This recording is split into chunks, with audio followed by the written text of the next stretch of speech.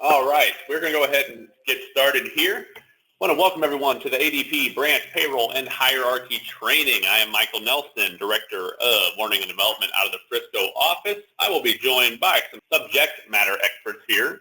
I'll let them introduce themselves now. My name's Lisa Thiel. I'm a payroll systems specialist, and I support the payroll team with fun stuff like Excel spreadsheets and doing research. Hi, I'm Julie Cadenhead. I'm Vice President of Payroll and Benefits, and I support the whole process, and we're excited for July 1. Hi, I'm Lauren Bouchard. I'm the payroll manager in Downers Grove, and most of you have dealt with me before on all your various payroll questions. Well, we'll go ahead and jump right into it. Let's get started by looking at the payroll session overview. So I do want to just make very clear that prior to this session, we emailed a series of payroll help guides. So please have these resources out during today's training, as they will pertain to a number of topics we will discuss. So if you can have those either printed out or on a different screen, that'll be great to pull up. If you did print them out, please feel free to take notes on them as necessary. Those are for you to use at a later time. So first and foremost about this branch payroll training. This training is intended to provide you with the changes that will have the most impact at the branch level. For the most part, from a day-to-day perspective, you guys are going to be doing the same exact thing.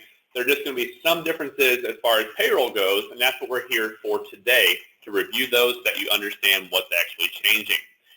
Please reference the payroll help guides that were sent prior to this. I'll say it one more time. Those are going to be a great friend to you. And those will also be housed on the ADP Resource Center. So the ADP Resource Center, if you do not know, will contain all the training guides and step-by-step instructions. We have some time at the end of this training to review that. We'll talk about that a bit later. And please send in questions, comments, and inquiries during the training session using the chat feature. We are going to have all the lines muted just to reduce some background noise. Throughout this training, we are going to have the chat open. You are free to send in any questions, comments, or inquiries. We're going to have certainly have stop points where Lisa and Lauren are going to ask for your questions as they come in. But you can send them in at any time. Just want to let you guys know that it's an open feature. So we'll first kick off with talking about what is actually changing at the branch level with payroll. And for that, I will hand it over to Lauren, who will take you through what's changing. Hello, everyone. Wanted to run through a few of the changes that are happening when we go live on ADP in just under 3 weeks here. On July 1st, we'll be going live on ADP. Okay. Everyone can see the best thing about going to ADP there are no more Z codes. I know we're very excited here in the payroll department, and based on some of the feedback that we've heard on some prior ADP management calls, people are excited. No more Z codes. Okay. No more Z codes. Service codes, they'll still be used in Horizon. That is not changing. However, when you're doing new hiring, you don't have to assign Z codes to those new hires anymore. Essentially, ADP will be programmed to use one of 6 rates for each employee, which corresponds to the service codes in Horizon. And these are built with business rules for each of your branches. So, for instance, in Illinois, travel maps to your minimum wage rate. So if you look at the blue box, minimum wage is rate code 3, and the business rules would be if you're in Illinois and you had travel, any travel would map to that rate automatically. Another instance would be in New Mexico. You have PC and PC2. PC2 is a higher rate. That would be mapped to rate code 6 in the blue box, and that's a secondary rate. So all these are essentially built into the business rules that we've been working with IT to design. So when we go live, the system will be smart enough to know basically how to rate your employees' services based on the service codes from Horizon. Now these blue and green boxes can be also used if you look at the ADP pay code. This is what's going to show up on your various reports that you'll see in a moment when we go through this presentation. You'll also see them on the pay statements as well. So if you're not sure what an ADP pay code means, you can come back to your job aid that was sent. It's called ADP Earnings Codes for Managers. And you can, what I would suggest is printing this out and having it available so when you're reviewing payroll or someone has a question on their paycheck, you can easily look and know what each code is. Okay? All right, one of the things that's changing is there's going to be a new payroll template to be used for skilled nursing and on-call. These services will no longer be paid out of Horizon. Essentially, the skilled nursing for hourly, and I just want to back up and say, essentially, any skilled nursing visit and or hourly rate will be done through a template and will be done manually by your payroll specialist. So we'll talk a little bit more. We'll have a demo of this template. Lisa Thiel will go through that a little bit in this presentation. But essentially for hourly services for skilled nursing, you're going to have 2 lines of information per person for week 1 and week 2. That's if you're a biweekly payroll.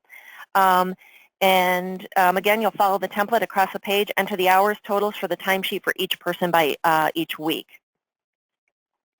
Okay.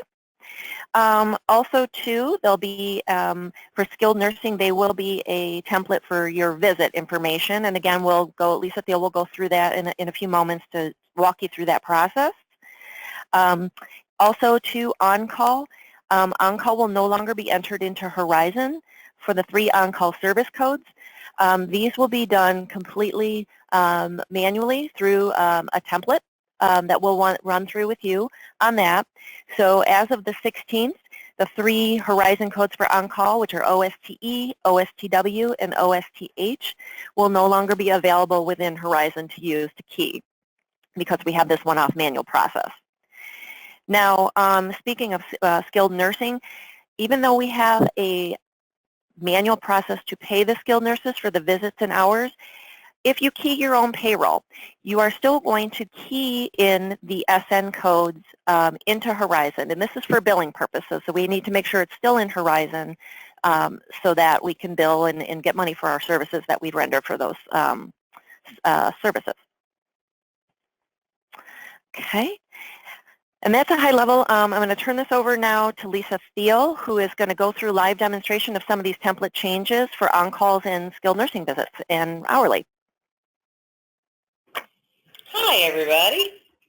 Just a second here while we've moved the screen. All right, so here is an overview of the payroll template file where you will manually enter any kind of data that does not get paid through Horizon. So on this first tab, see down here at the bottom, we have several different tabs. This is the tab where you would enter. In this case, our friend Mickey Mouse is a skilled nurse. This particular person has a standard hours that this Mickey usually works about 25 hours in a pay period. Actually, that's a week, 25 hours in a week. So in Mickey's case, we're going to follow this over. In work week 1, Mickey did 11 hours of administrative type work. So here's where we would enter that, because he's a skilled nurse and he's putting those hours into Horizon for billing only. So anything outside of that needs to be located on this spreadsheet. So now I'm going to move on to the next tab down here at the bottom where we're going to list all of our on-call and visits. And in this case, Donald Duck is my service coordinator. Our service coordinator did some on-call on the last weekend of the first week, and we're going to list that as there was one on-call occurrence at $25. So we're expecting Donald to get an on-call fee of $25 on the check. If there was an additional time worked for on-call, perhaps in the second week, I'm going to say that he got 2 occurrences at $10 an hour, and the system will calculate for you how much Donald can expect on his check. Below this, we have visits again. Notice that there's a little love note here. Key into Horizon for billing purposes. Any hours for nurses must be keyed on the data tab, which is where we were over here for skilled nurses. Coming back to the visit page, here's Mickey Mouse again, my favorite skilled nurse. And in work week 1, let's go ahead and populate that. Let's say Mickey had 3 visits at a rate of $25 a visit. I'm clearly making this up.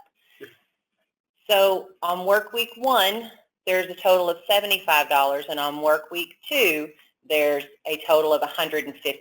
It's important in ADP to note which work week things happened in.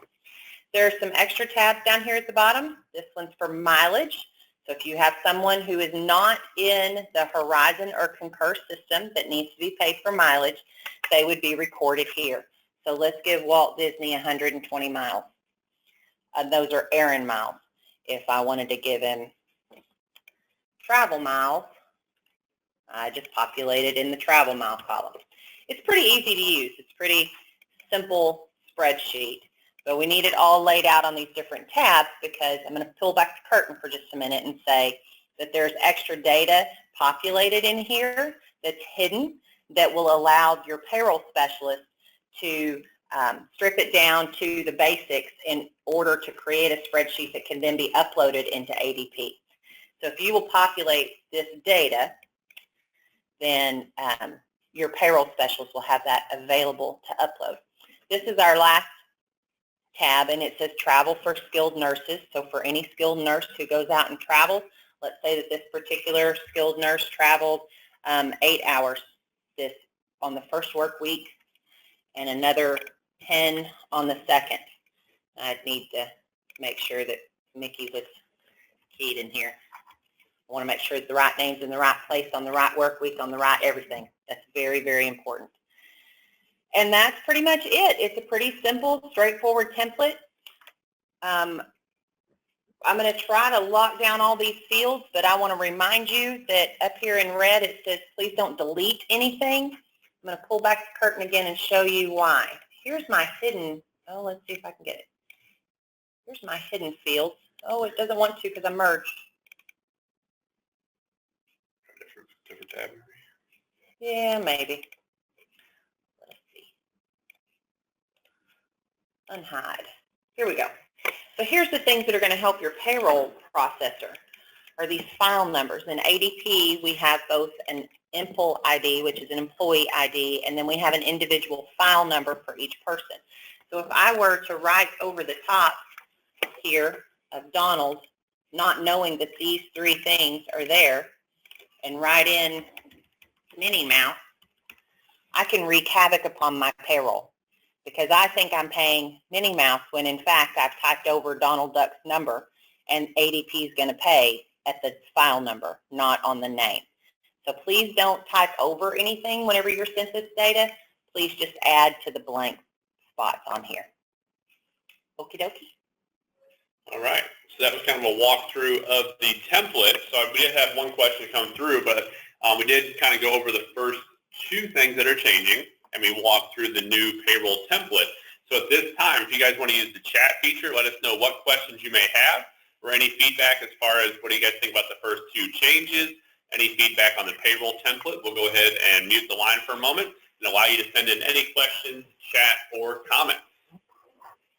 Again, to use the chat feature, just go down on the Go to Training box where it says chat, type the message where it says type message here, and hit enter, and that should go to all of the organizers so that we can see your questions. So we're going to mute the line for just a moment for questions to roll in.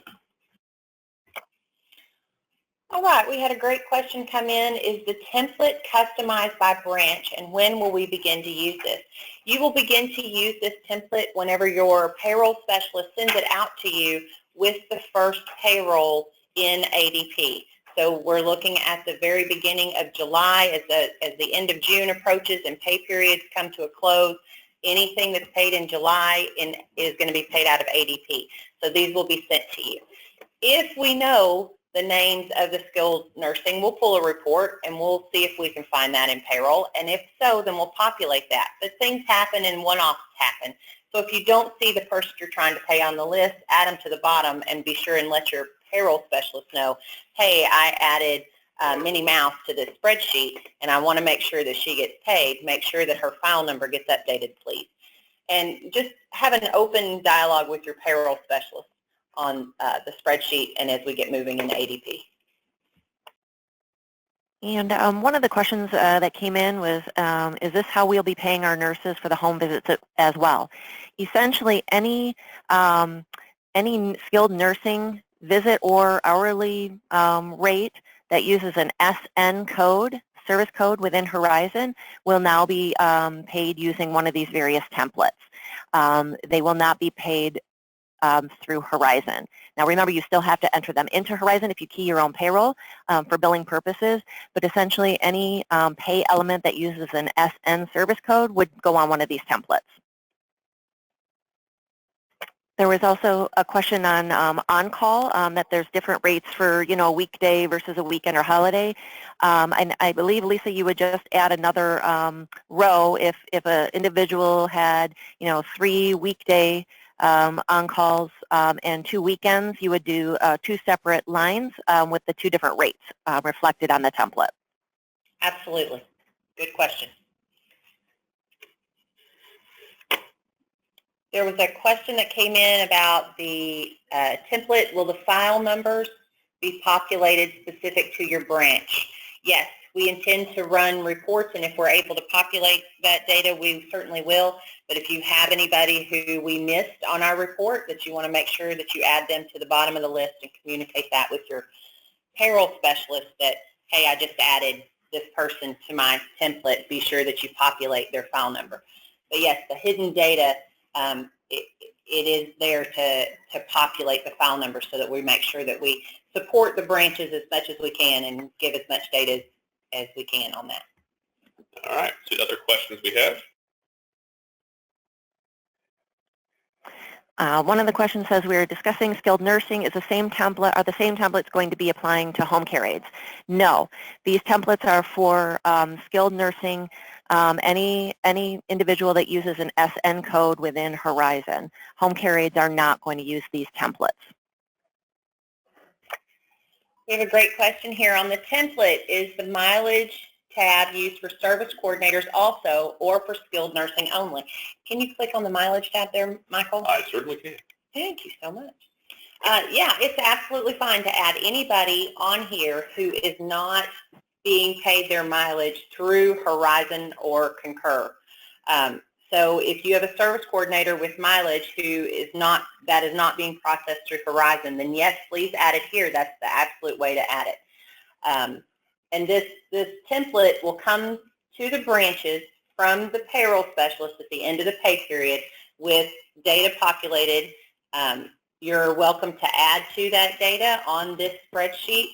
Save it. There's actually an instruction tab with specifics about to anyone who's in the branch who is actually working on it. Theirs is the piece in blue. Yeah.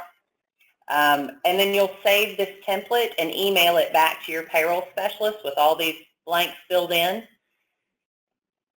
And they'll be able to strip the data off of this and upload it into ADP, which will help keep our payroll more accurate.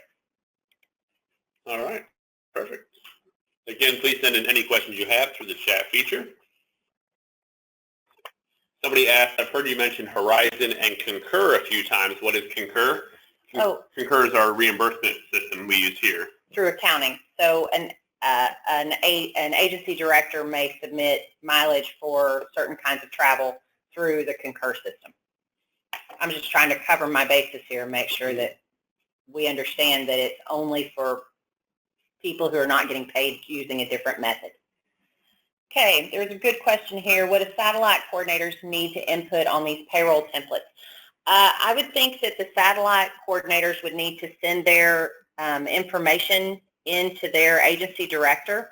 The expectation for the template is that the agency director approves it before it's sent into payroll.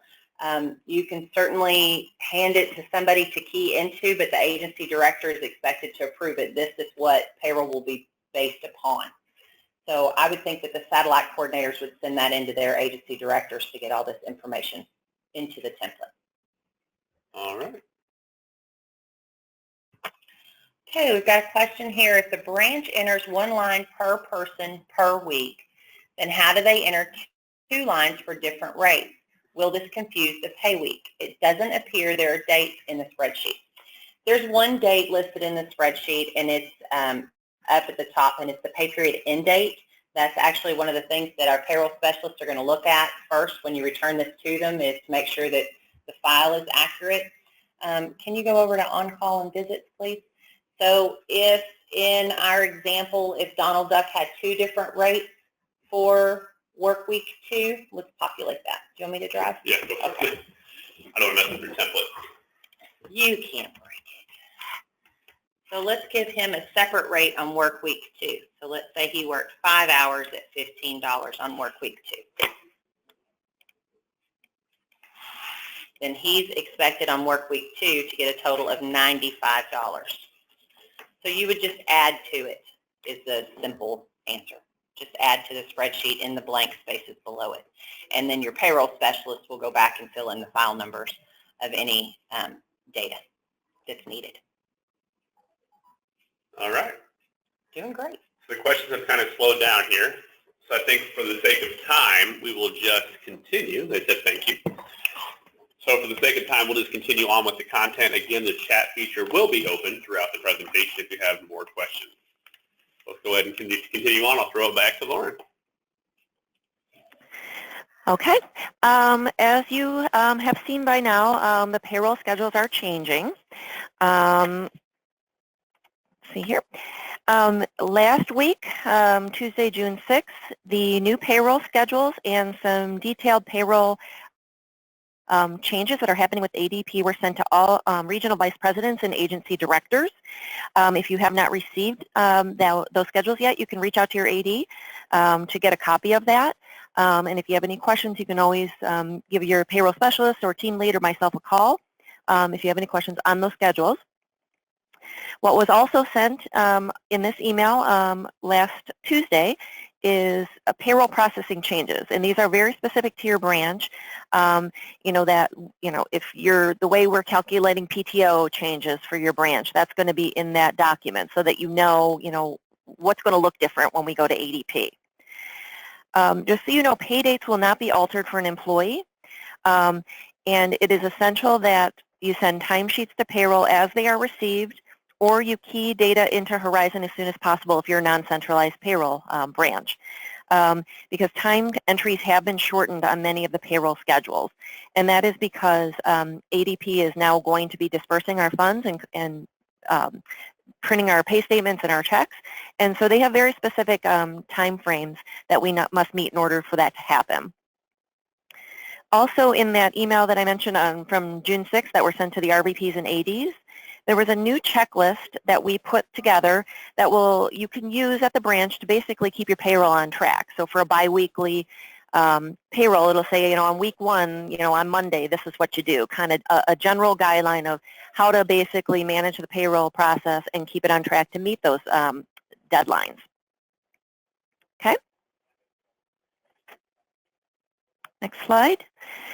One of the changes that will be happening in ADP is that payroll will be manually adjusting your PTO requests if there's an inadequate balance on an employee's record. Okay. So what we will have now is we will be able to run a report and look at an employee's balance when a vacation or sick time comes through.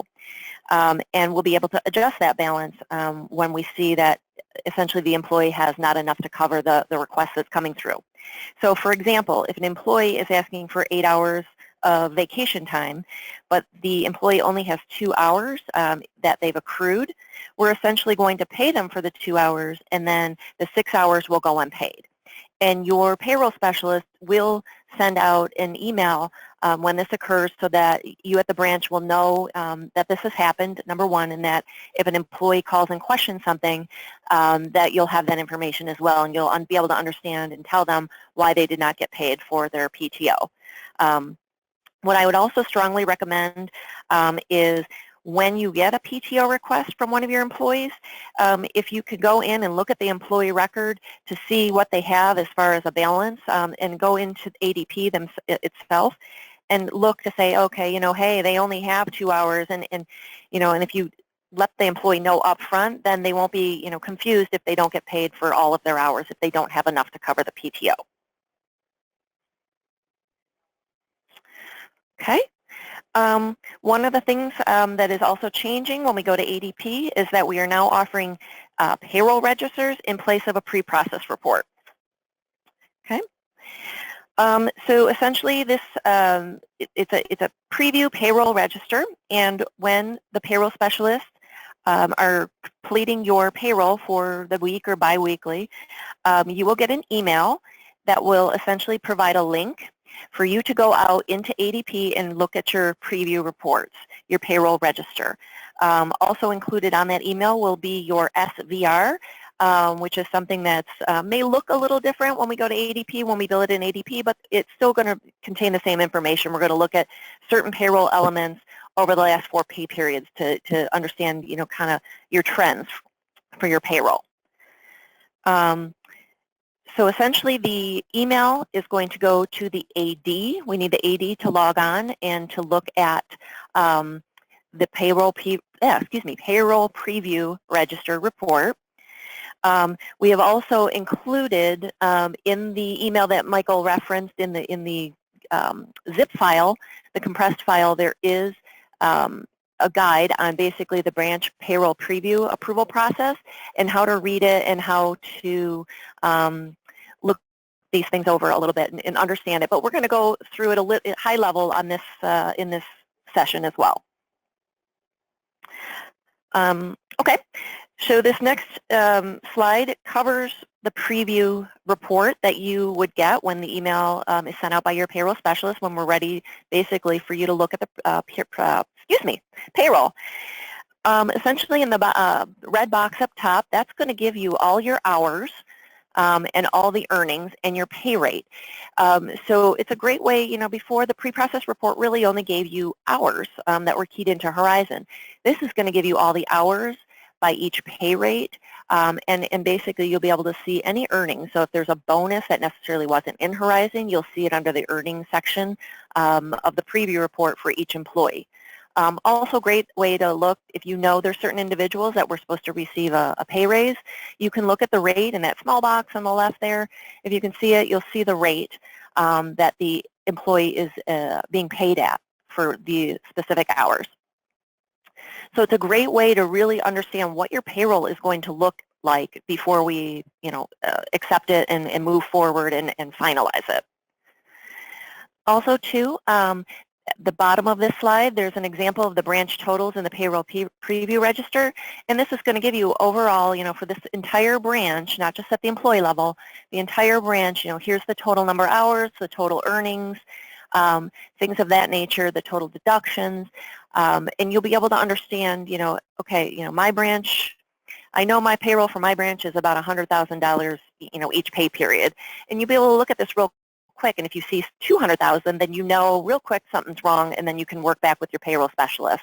So that's going to kind of give you the overall branch totals. And again, there is a more detailed training document that Michael sent out earlier that will kind of go through, really, what you need to do in order to look at this. This is just high level because we could probably spend a couple hours on this. Okay. The next thing that's changing is the delivery of the employee pay statements. Okay, branch leaders have worked back with their RVPs and decided if ADP will either A, mail all paychecks to the branch or mail them directly to the employee's home. And we did receive a final listing of this information late last week. So if you have a question on, hey, is my branch going to receive the paychecks and the pay statements through FedEx at the branch, or are they going to be mailed to employees' homes? I would encourage you to ask your AD or RVP to understand, what decision was made for your particular branch. So as I mentioned earlier, all pay statements and checks will now be printed by ADP directly. It will not be printed by Addis here in Downers Grove. And because of that, some of the time frames in your schedules have changed. All direct deposit statements will be available on paper through the end of August. After that, all statements will be online only, except for those states that actually have laws that, they have to opt in for paper statements. What's nice about ADP is each employee will have a My ADP app that they can look at their pay statement. They can log on from any computer, from a kiosk in your branch, to look at their pay statement as well. So if they don't get the paper, there's plenty of really easy ways for them to quickly look up that information. And as I mentioned, ADP offers this mobile phone app for smartphones. Also, too, on that, you can set up notifications so that when an employee is paid, it'll send a notification, and they'll be able to look at that and know, oh, I have something to look at, and I'm getting paid this week. Instructions on how to view, download, and read the pay statements are also included in the email that Michael sent. And the ADP the app information is also available on the wiki. Okay. And I'm wondering, do we have a lot of questions here, Michael, that we want to kind of pause for a little bit and read through? I see a lot coming in. Yeah, let's stop for a moment. I know we covered a few more things here. I think we went through 2 the first time, so now we're up to number 6. So at this time, everybody, if you want to send in your chat or feedback or questions, go ahead and fire it through the chat, and we'll start taking these off one by one. And there was a question about more in-depth training from the payroll side. So there are specific changes coming to specific branches, and if you're one of those, we will reach out to you and talk in a more in-depth way. But for the most part, what's processed through Horizon doesn't change other than what's been called out here today. Lauren, do you agree with that? Yes. Yep. So if you're a payroll specialist and you're on this call, we will have some meetings next week to go through some of the actual process changes that will change with ADP. I think it's always best practice if they have any questions out in the field. Obviously, your payroll specialist is somebody you can ask questions to, right? Absolutely. Correct. All right, perfect. So other questions we have coming through here? One of the questions regards the union agreement states payroll error. If a payroll error is on our part, we must pay the HCA within 3 days. Essentially, how will we be handling supplemental paychecks? We will still be doing supplemental pays. You may hear them referred to as manual checks now because that's the lingo that ADP uses. Essentially, we will eventually look at our supplemental guidelines to determine if we need to update those or change those. But yes, we will still be doing supplemental/manual paychecks for folks. We still have the ability to do that, and as the situation arises, we will cut those manual checks. So now those will be done either within Frisco or within Downers Grove. Those will not be sent out by ADP. Those will be printed by the payroll specialist directly. I'd like to piggyback on that comment about a question that came through that asked about the payroll registers and audit that's going to be coming out at the end of your payroll process. And the question is, will the overall branch total documents also include the number of paychecks issued? ADP works differently than UltiPro. It sweeps in all the manual checks from the payroll during the pay period, that any one-off manual checks that might be received are going to be swept in and included in your totals in your payroll register and in your payroll audit. So if you see a higher number, there might be a chance there that you had manual checks come through during your payroll, during those off weeks. All right. See if any more questions have come in. Okay, someone asked about, will we still do pre-processed reports? If you key your own payroll and your non-centralized payroll, you can still do a pre-processed report and review that. For centralized payroll, we will not be sending pre-processed reports to the branches to review for corrections. It's going to be replaced with that preview payroll report because we feel it's a better, more robust report to show you what the actual payroll will look like for that individual with hours and earnings and pay rates. Okay, one of the questions was, will the payroll register be detailed by aid per client service as the current pre-process report? No, it will not have the client name on it. It will just have the employee hours and pay information on the preview payroll register. Okay, I think we've got the questions answered there, Michael. Ones that are coming in. All right, so what we'll do is we'll go over the final changes here so that we can at least get to the questions as they pull up at the end. So let's go ahead and move on to number 7, Lauren. Okay. The new pay statements. We have some new pay statements going to ADP. I want to just run you through high level some of the changes. Okay. The boxes in red are essentially the personal data, including the PTO balances, federal state tax exemptions, like what they have on their W-4, their address, their first name, all that information that's pertinent to each of the employees. So if they do qualify for a PTO plan, it will be displayed on their pay statement with their balances and how much they've accrued, so they'll be able to see that directly. The boxes in blue are going to be the earnings totals and the earnings by week worked. So this is a little different than UltiPro because UltiPro would just basically say, okay, here's all your regular hours for your biweekly period. It didn't really break down week 1 and week 2. And if you see on the right-hand side of the screen in the blue box, this basically breaks out, hey, in week 1 they had, X amount of regular hours, travel, training, mileage, so that, an employee can, if they know I work 40 hours a week, they'll be able to see the breakdown and kind of understand where each week falls. Okay, the box in green are the total deductions that were taken out for the pay period. And this would be things like taxes, union dues, benefit deductions, garnishments, if they have some sort of lien or garnishment. It would all be in that, on the pay statement in that green box area. All right, so just to kind of recap what we've gone through and some of the changes that ADP will have from a payroll perspective. Number 1, the best one, no more Z codes. We don't need them anymore.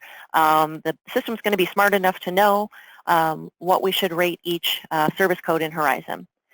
There'll be a new payroll template for skilled nursing and on-call. Again, I want to just reiterate, any skilled nursing code, SN code, still needs to be keyed into Horizon for billing, but we're going to be paying them using that manual template that Lisa went through. On-call, again, those on-call, 3 on-call service codes in Horizon will be turned off starting on the 16th, and everything will be paid out using the template that Lisa went through. Number 3, payroll schedules are changing. By now you should have already seen those. And again, just to reiterate, it's to make sure that we are able to process everything in ADP so that ADP can disperse your employees' funds for payday. The 4th thing that we've covered was payroll will be manually adjusting PTO requests with inadequate balances. We won't essentially be overpaying for people if they take PTO and they don't have enough in their accruals. One of the things that's changing is we'll be offering payroll registers in place of pre-process reports. Again, this is going to show a complete picture of what employees are going to get paid in terms of hours and any earnings and pay rates. The delivery of the employee pay statements, again, it's going to be branch specific as to whether it be FedEx to the branch or it's going to be sent to the employee's home. And all pay statements for all employees will be paper through the end of August. What we also covered was how to read the new pay statement. And one of the big changes, again, is now it breaks out week 1 and week 2 for those biweekly pay periods so that employees can get a better understanding of their hours and their time worked for each week. So what we'll do is, again, take a few more. We just want to encourage you to use the chat. If you have any questions on anything that we've covered, please enter it in there. We'll read through it and try to answer them as best as we can. So we might go mute here to look through some of them. Hey, Lauren. Hello. Hello. Would you like to talk about how payroll is going to be available during the first week of Go Live on the 4th of July? Yes. So we understand these are a lot of changes. It's a lot of changes for you at the branch. It's a lot of changes for us here in payroll. So we will be putting together a hotline for folks that essentially, hey, I'm not sure what to do, so that you can call in and quickly talk to somebody. If you get stuck or you don't understand a process, we're going to have that. We will be working on the 4th of July, basically to make sure that we meet our payroll deadlines for anything that's paid on a Friday pay date, that first paycheck, which is July 7th, which will be here before you know it. There's a question here about what if there's an error in the payroll register? Can we still request that the payroll specialist make changes? And if so, do we just email the changes? If it's a change on something that's already been sent in, like you pulled up Janice Hosenstein was our example, and you found out that she was supposed to be paid 29 hours and what was submitted was 27 hours, then yes, I think you can make that change. This is not really the opportunity to send in timesheets that were missed. That would need to be handled in a different way. But yes, you can reach out to your payroll specialist to tweak anything that's been sent into payroll. And I'm just going to reiterate on the template that was shown that everything in there is maintained electronically. It's keyed in electronically, it's saved, and it's emailed to your payroll specialist. And it should be emailed in such a way that your agency director has approved it. By forwarding an approval, by electronically signing the document anyplace, it just needs to maintain an electronic status so that the data can be pulled out and uploaded into ADP. All right, 2 other questions we have out there. One of the questions was regarding the hotline. Will field employees be able to call that? Nope, this is going to be for branch folks only on the payroll process.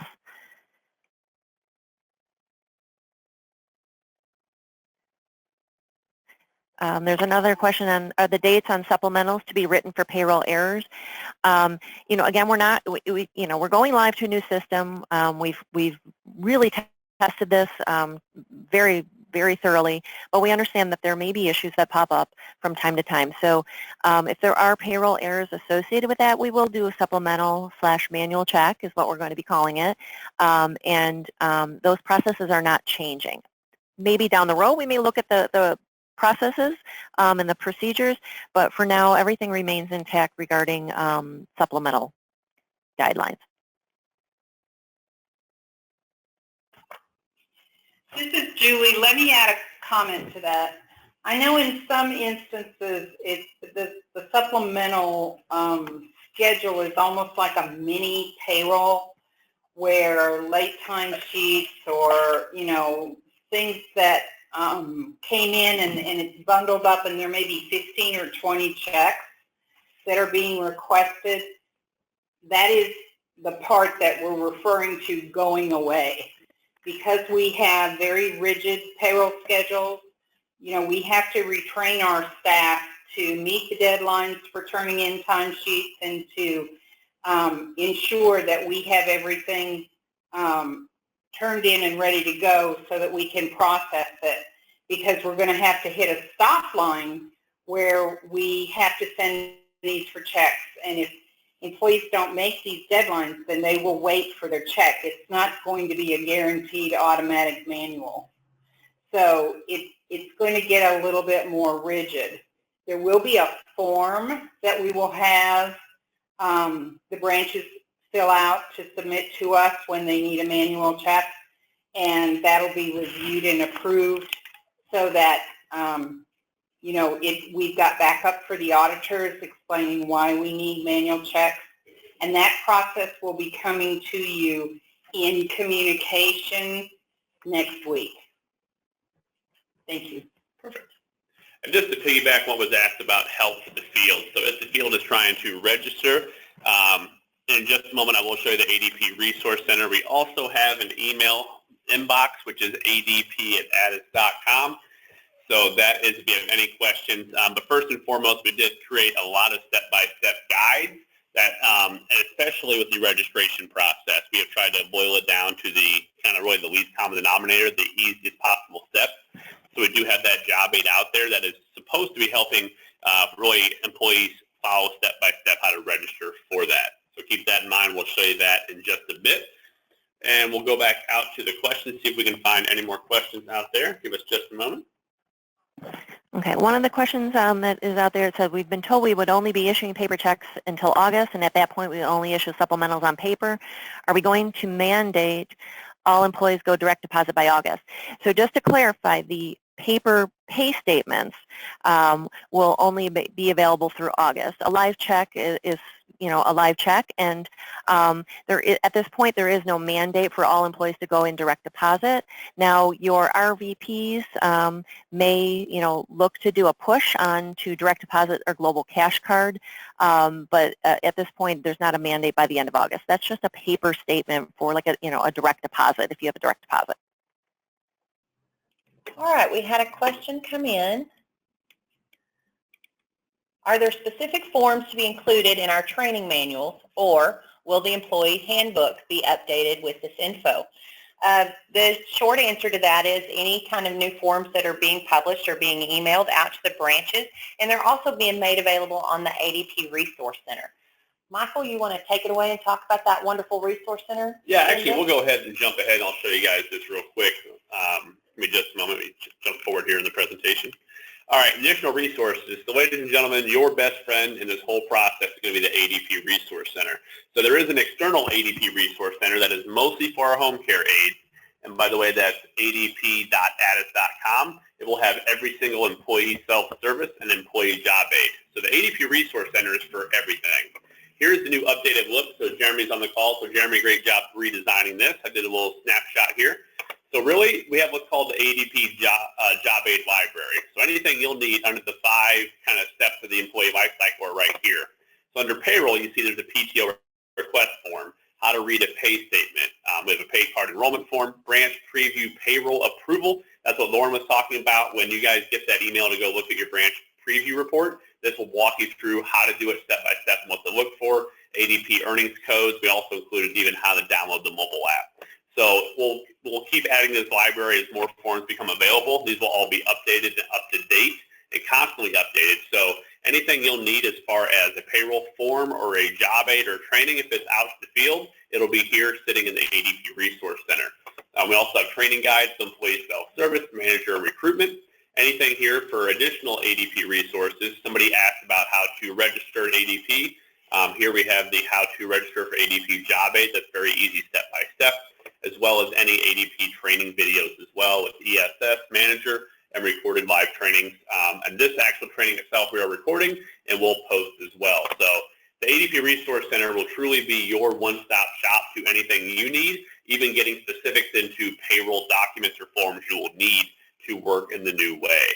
So that is just a preview of the ADP Resource Center. Again, it's available on the main wiki page on the top row. There was a question regarding will we be using the same global cash card that we have on hand? Yes, we do not have any plans at this time to change our cash card company. So the cash cards that you have on hand will be used for folks that that maybe don't have a traditional banking account but want a paperless and automated option. We do have it set up with the global cash card company that if the branch gets low, under 25 cash cards, that they will replenish that and send those out to you directly so that you always have some on hand. Another question came in. Somebody said, how will we set up recruiting on the new system? We'll be full training there. We're also going to be releasing a updated user guide very shortly that will also be on the ADP Resource Center. So everything you'll need to know about recruiting is on there as well. We'll give a few more minutes here before we jump into our next topic. But again, if you have any questions, comments, concerns, now is the time for that. We had a question come in. Did you mention that PTO will be requested on paper now? That is absolutely true. For admin employees only that are specifically salaried. So if you're an agency director, there's not going to be an UltiPro system for you to go into to click the button to request time off. There was a form attached in the packet that came out to you about an hour ago that includes the PTO form. And what will happen there, oh, and look, it's on the ADP Resource Center. Of course it is. Everything's out there. What will happen is you will take that form to your supervisor. You'll fill it in. You'll take it. You'll send it either electronically or walk it to your supervisor. There's a place for the supervisor also to sign the form and approve it, and then that will be sent into your payroll specialist, who will key it on the proper pay period. Okay, there have been a couple of chats regarding their people's specific payroll schedules. What I would strongly encourage is for you to reach out to your payroll specialist if you have questions on your branch's payroll schedule. There was also a detailed day-by-day, week-by-week payroll guide for each of your branches that was sent out. So if it doesn't make sense on the schedule, if you look at that guide, that will also kind of tell you, each day of each pay schedule, what you should be doing. So I would strongly encourage you to reach out to your payroll specialist if you have specific questions on your branch. We had a question come in: does future PTO requests need to be resubmitted on paper? So I'm just going to create an example. I'm just going to assume that this is an exempt person who has already requested time off for the week of Thanksgiving. That's a good scenario. If this is an exempt person, they do not fill in a timesheet, which also answers one of the following questions. So there's not a clock in, clock out timesheet, but the PTO is an exception to that, and we would need to key that information. I strongly encourage you to document any PTO future requests that are currently in UltiPro. We are doing the same on the corporate side. It needs to be documented with your supervisor as well, so that everybody is completely on the same page about their PTO. Work with your payroll specialist to make sure that your PTO is in fact being paid out. Like I said, we're going to run reports out of the UltiPro system as we near the end of use in the UltiPro system to document what we can, but we want to make sure that out in the field, responsibility is being taken for that. Now, if it's an hourly employee who was using the UltiPro system, we're actually going to reach out to those people, those branches specifically, to deal with those issues, since UltiPro is going away. All right. So the questions we have. Okay, just for the sake of time, we are going to talk a bit about a change in the branch hierarchy and the introduction of departments. So at this time, I know we're really, really deep into payroll. So at this time, if you can take off your payroll hat for just a moment, we want to introduce something to you, and really, again, it's just an introduction to this idea, and we'll come back for questions later on at the end of this session.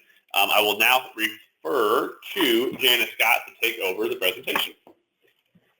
Hello, everyone. This is Janice Scott. I'm the HRIS manager, and I was in the implementation team for setting up the new system, and one of the new areas in the system is going to be a department at the branch level. So this training is to introduce you to the development of departments within the branch.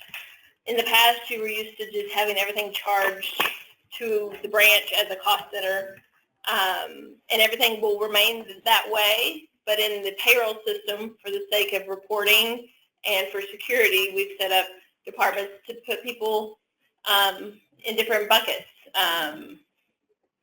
It is what it is, to departmentalize the branch. You can refer to the branch department hierarchy chart that was sent out prior to the session.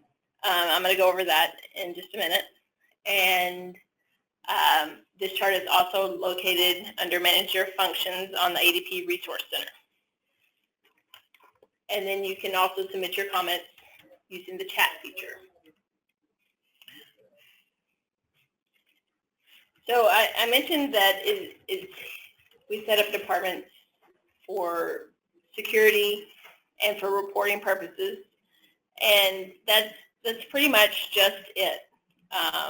It's a way to give us more detailed reporting We have the ability to segment certain portions of the population for the GL or for a certain rollout of a document, stuff like that.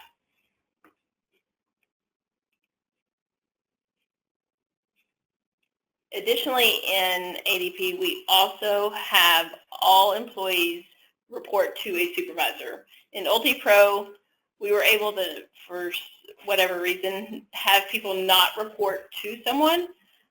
In ADP, all the hierarchy is driven off of who you report to, and that's how the security works. So a agency director would be able to see everyone within their branch because the people under them report to them, and they can see their direct reports and the reports of those people under them. Where you're going to see this come into play really is in the new hire process.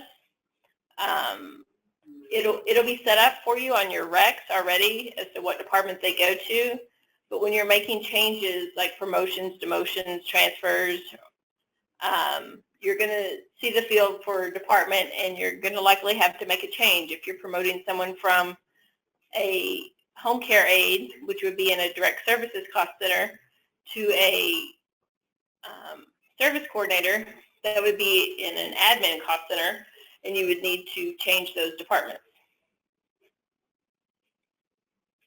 And the way the department structure was set up was very broad,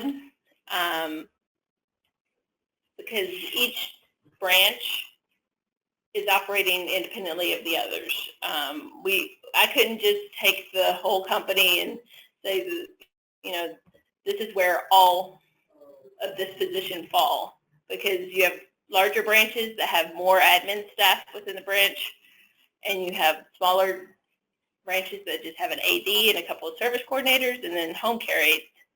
So this isn't meant to be forced upon you and it has to stay this way, but I think that after we are on the departments for a while, we'll see a natural progression to these job titles tend to stay in this department, and these job titles have gotten lumped into this department, just so that it helps you in your organization.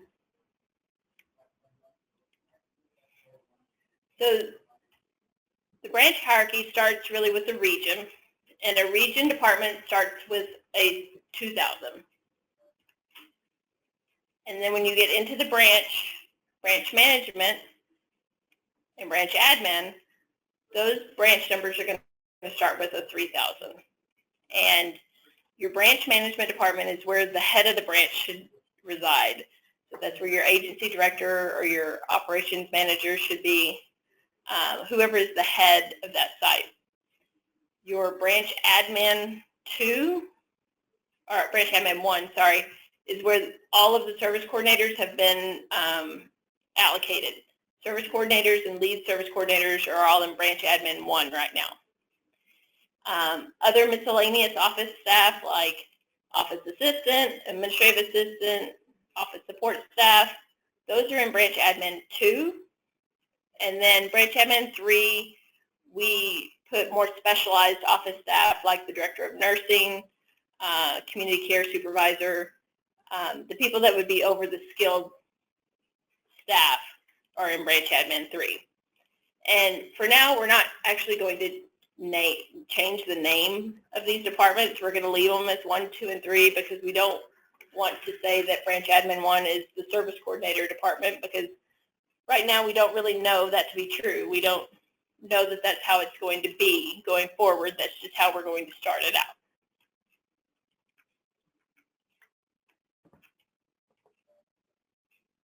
The direct services departments would start with a 4,000. And the way we've set it up to start is your home care aides, home health aides, PCEAs, program aides are all in direct services 6. And those direct services 6 report into the service coordinators. In direct services 7, we have the family service specialist, because that's a specialized job title that has some special circumstances around it. and we wanted to isolate those. Then in Direct Services 9, we have field supervisors. Direct Services 10, we've held open for future use. In Direct Services 8, we've put the mental health specialists, and you see that they report into Branch Admin 3, which would be in the skilled and specialized office staff. And then in Department 4000-1005 is skilled. So anyone that we consider to be a skilled job title, we put into this department, and they report into Branch Admin 3. I know this is a lot for y'all to take in, and it's a little bit different than the payroll that you were just talking about. But just know that these will be set up for you on your recs when you hire people in. They're already set up for you on your existing staff that's in ADP. When you go to make changes, the HR coordinators are trained on this, and they will help you to get the people coded correctly if you were to make a change from, someone made a title change from a home care aide to a field supervisor. When you're making that change in ADP, there's a field in ADP that you would change department from Direct Services 6 to Direct Services 9. If you happen to not do that, then the HR coordinator can reject it, send it back to you, and let you know what change needs to be made so that you know to do that going forward.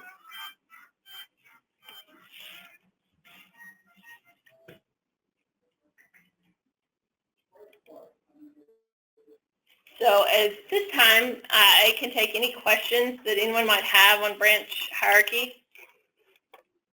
And again, this was kind of a high-level introductory overview. You'll see probably more of this in the future. But again, the most common areas you'll see this in is when you're doing promotions, demotions, transfers, or any data change for the employee. I will let you know that any of those steps will be documented in the manager user guide that's located on the ADP Resource Center. So when you're doing a promotion or demotion, it'll talk about what you have to change in there in relation to the branch department and hierarchy.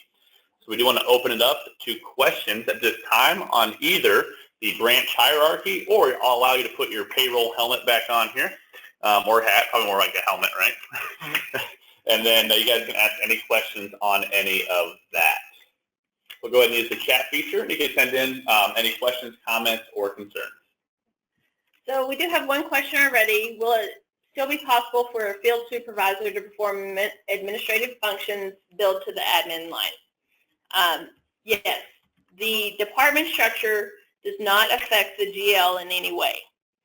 The GL will still be mapped based on whether you are administrative or direct services, which is a field that's in ADP, and whether you're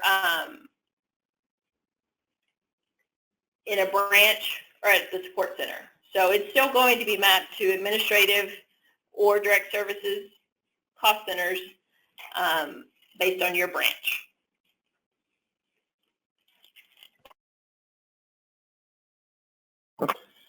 All right, we still have a few minutes remaining on this training. So again, we'll open it up.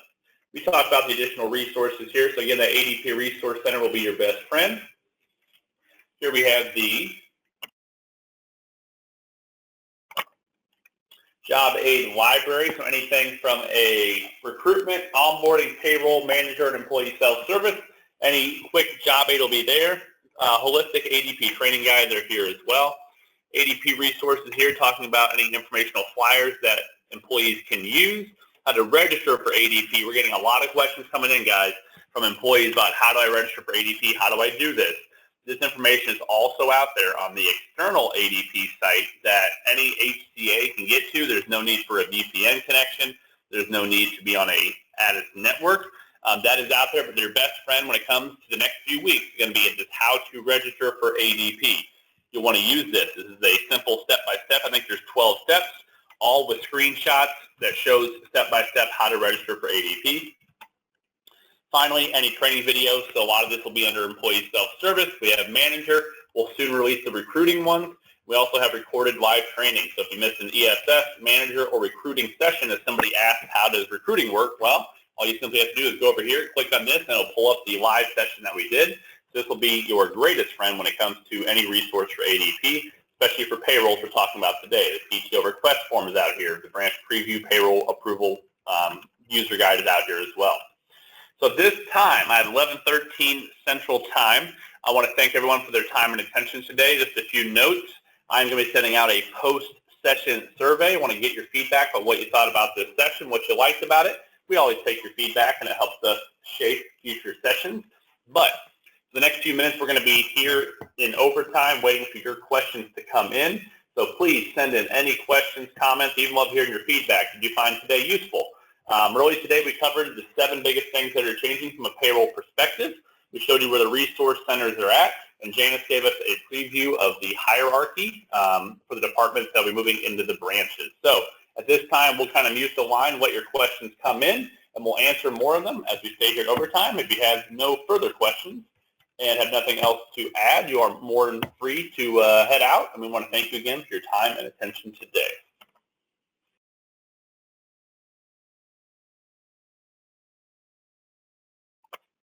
Okay, so we have another question. In larger branches, the training coordinator hires the home care aides. Will they continue to be able to do this in ADP without being identified as the supervisor? Yes. Actually, the way we set up the hierarchy in ADP is home care aides report into the service coordinators. But we know that the service coordinators actually take care of all home care aides, not necessarily just the ones that report into them. So service coordinators have the ability to see people, all the home care aides, not just the ones that report to them. So a training coordinator would be set up like a service coordinator if they were the ones doing the hires. We based our hierarchy off of a smaller branch that is a service coordinator and an agency director, with the assumption that all home care aides report into service coordinators and then service coordinators report into the agency directors. So if in a larger site, there's another position that handles the hiring or does the functions that a service coordinator would do, they also would be given the what we call practitioner access or admin access in ADP so that they could see all of the home care aides and do the hiring functions. All right. Again, please send in your questions or chat into the chat feature. We'll be here to answer them for you.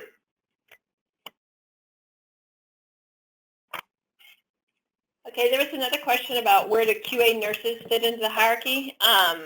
We currently have QA nurses in the skilled department, 4001005. All right, so this time we're 5 minutes past the end time for this training. I want to respect everybody's time. We stayed on to answer a few more questions. If you have any other questions, feel free to reach out. This time we're going to end the training for everyone, so thank you again for your time and attention today for the branch payroll and hierarchy training. We'll see you again on future ADP trainings. Thanks, everyone.